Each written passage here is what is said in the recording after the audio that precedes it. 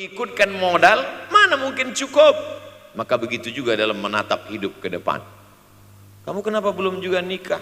Modalnya besar Pak Ustaz. Terus gimana? Nunggu yang gratisan aja lah.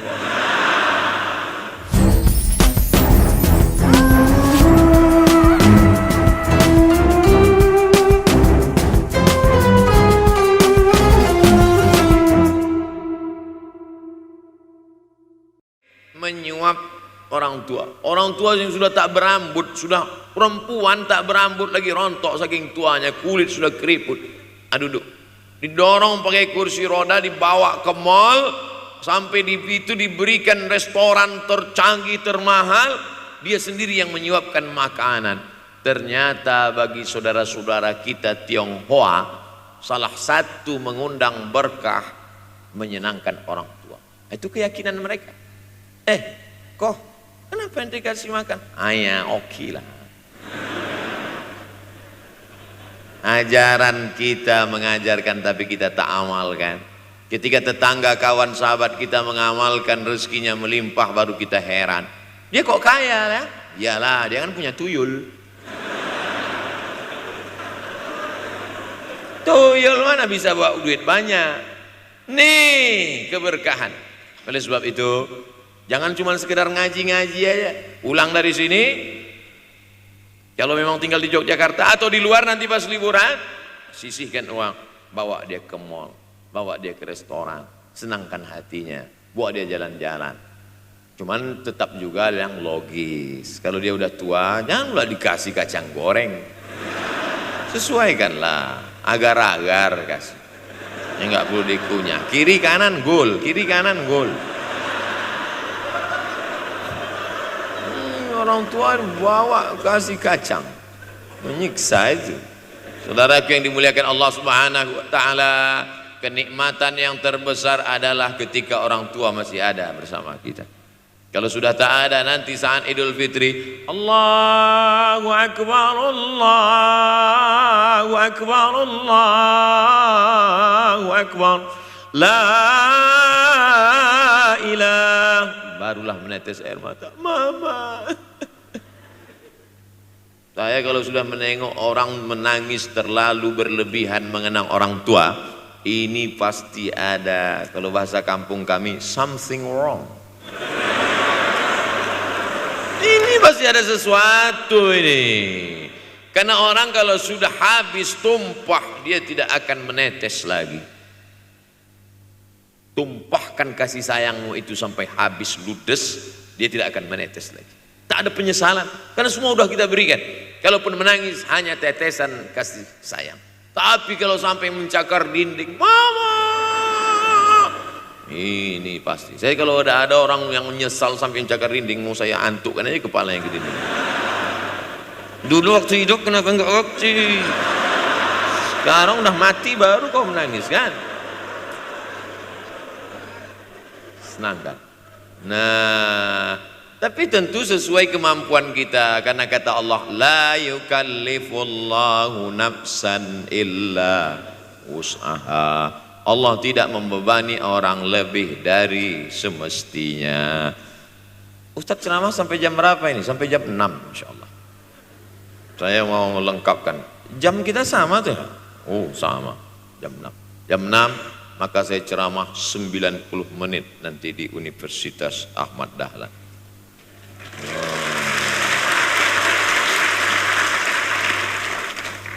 Berceramah di Universitas Ahmad Dahlan merupakan suatu kebanggaan bagi Abdul Somad. Kenapa begitu? Saya pengagum Kiai Haji Ahmad Dahlan, termasuk ulama yang saya kagumi. Lalu kemudian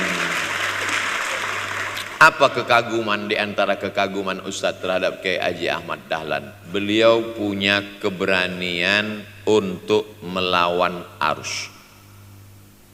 arus TBC, tahayul, bid'ah, coerafat. Dia berani melawan itu. Dan akhirnya, dan beliau tidak membangun ketokohan. Tidak yang dibangkitkan itu Ahmad Dahlannya, tapi yang dibangkitkan itu metodenya. Yang dibangun itu relnya. Sehingga nanti kalau kereta apinya lapuk, tetap akan ada kereta api baru yang lewat di rel ini. Nah, ini yang dibangun. Dan akhirnya sampai hari ini saya sedang berada di hadapan kereta api yang baru. Ada Thomas.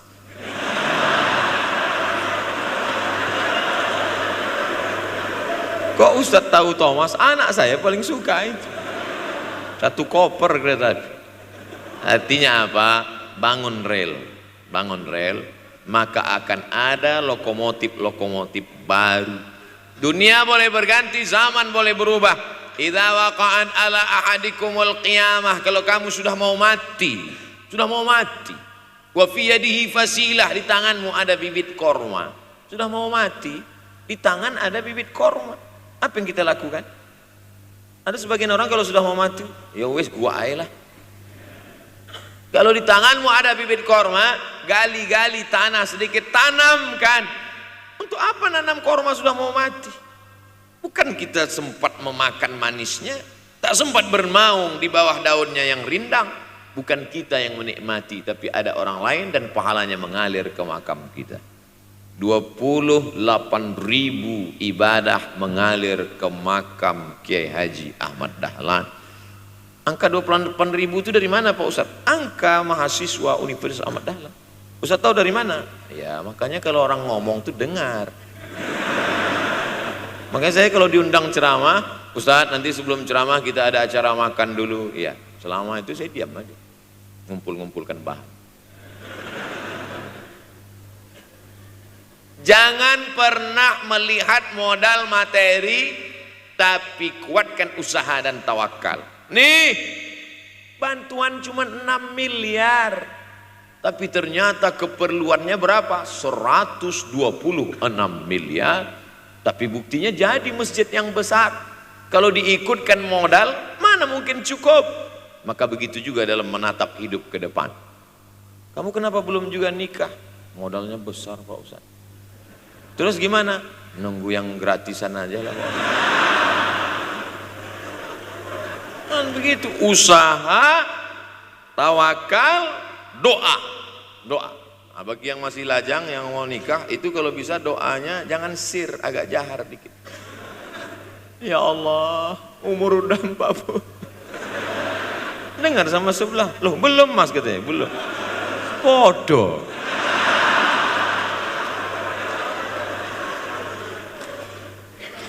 Kira-kira rezeki itu Allah yang ngatur atau kita yang ngatur? Allah. Makanya di antara Asmaul Husna Ar-Razzaq, yang maha memberi rezeki. Kalau Allah yang mengatur, mungkinkah Allah menyia-nyiakan kita? Tidak. Cicak di dinding, semua tahu, karena dari kecil kita memang sudah diajari lagu cicak. Cicak di dinding. Ada nggak pernah yang dinyanyikan lagu kadal? Ada. Kenapa mesti cicak? Coba tanya ibu kita yang dulu nyanyikan. Mama, kenapa cicak ma? Karena kalau buaya terlalu gede nak. Kenapa cicak? Dia sedang mengajarkan kita bagaimana cicak dengan segenap kelemahannya. Cicak itu binatang yang lemah, hidupnya aja sungsang. Kita selalu berlawanan dengan cicak. Yang kata kita di atas, kata cicak di bawah. Tapi makanan cicak luar biasa. Apa makanan cicak? Helikopter, nyamuk. Cicak tidak bisa menggunakan tangannya, karena kalau dia pakai tangannya jatuh. Kadang pakai 4 aja jatuh. Selalu kan kejadian eksiden cicak jatuh. Cicak tidak pernah gunakan tangannya untuk makan, karena dia harus berpegang kuat. Apa yang dia pakai? Lidahnya. Lidahnya dia pakai. Nyamuk yang dia makan. Helikopter. Habis dimakan oleh cicak. Siapa yang paling hebat? Nyamuk. Makanannya darah. Nyamuk masih keluarga Dracula. Tapi Allah SWT mau mengajarkan jangan putus asa, gunakan potensimu, apapun yang terjadi gunakan. Ini sekarang banyak anak-anak muda nih kehilangan semangat. Kalau engkau kehilangan beras, masih bisa hidup 3 bulan. Kalau engkau kehilangan air, masih bisa hidup 3 hari. Tapi kalau kau kehilangan semangat, kau hanya hidup 3 detik. Tik, tik, tik, mati. Oleh sebab itu jangan sampai kehilangan semangat. Bahasa kitanya putus asa. Sampai dingin tuh lontong. Bukan karena ceramah terlalu lama, bukan. Sampai dingin itu sarapan pagi gara-gara mahasiswa. Ente kenapa? Galau Ustaz. SMS nggak dibalas, telepon nggak diangkat. La ilaha illallah Muhammad Rasulullah. Mahasiswa seganteng ini, sehebat ini, begitu cepat putus asa. Saya aja setua ini, sekurus ini masih banyak yang mau. Lihat tuh komen-komen di Instagram. Baca tuh komen-komen di YouTube. Ustadz, jadikan aku yang kedua ya. Masa kalian anak-anak muda gagah perkasa, bangkitkan semangatmu, takbir. Banyak yang belum ketemu jodoh. Saudaraku yang dimuliakan Allah Subhanahu wa taala, maka bangkitkan semangat. Tapi yang namanya semangat ini tidak bisa bangkit dengan banyak. Kita lihat orang bersemangat, pede di depan orang, pede luar biasa. Dia kok pede sekali ya? Pakai sabun. Banyak juga yang semangat, pede luar biasa. Rupanya pakai jimat. Kita pede kita bukan karena sabu-sabu, bukan karena narkoba. Pede kita karena kita sudah serahkan semuanya pada Allah. Inna sholati wa nusuki wa mahyaya wa mamati lillah. At-tahiyatul mubarakatul sholawatu thayyibatu lillah. Tapi tetap satu, jangan nanti mentang-mentang udah dengar ceramah saya at-tahiyatul mubarakatul sholawatu thayyibatu. Tetap satu, dalam hati saja. Ini bukan punya aku ya Allah, ini semuanya punya engkau, punya engkau. Berhasil kalian, sukses kalian, punya apartemen, punya kondominium, punya mobil. Datang teman nanya, hebat ente ya, kaya sekarang ya. La haula wala quwata illa billah. Tapi ngomongnya setelah berhasil. La haula wala quwata itu setelah berhasil atau sebelum? Setelah semua dipuji orang, hebat ente sekarang ya. La haula wala quwwata. Bukan punya saya, punya Allah. Tapi sekarang banyak orang salah. Ente kok nggak kerja? La haula.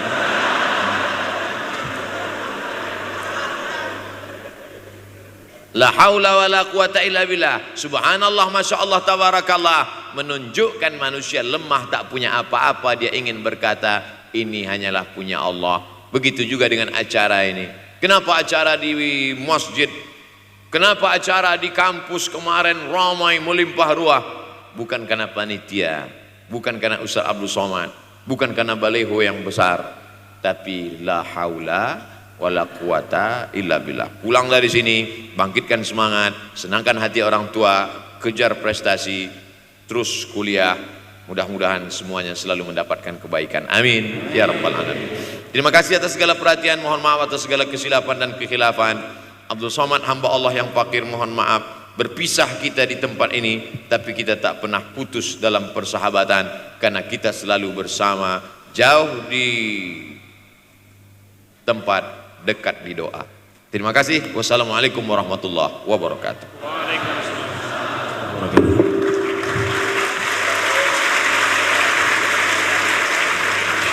Terima kasih kami aturkan kepada Ustaz KH Abdul Somad LC MA.